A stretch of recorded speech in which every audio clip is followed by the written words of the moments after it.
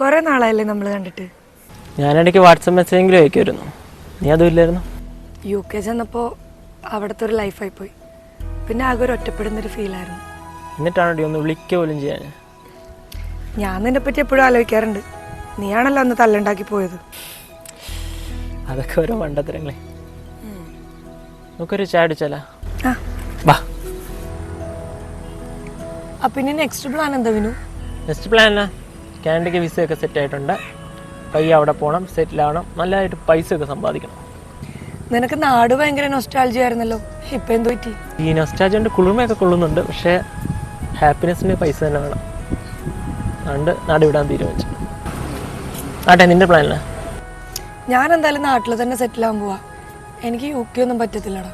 എടി, നീ പണ്ട് ഭയങ്കര എക്സ്പ്ലോറിങ് മൈൻഡൊക്കെ ഉണ്ടായിട്ട് നാട്ടിൽ സെറ്റിൽ ആവണേ.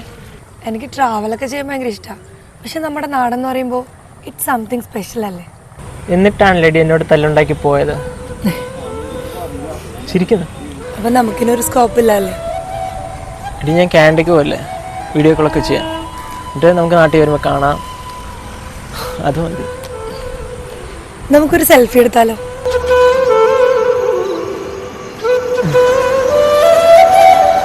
എടാ, ഇത് വീഡിയോ ആണ്.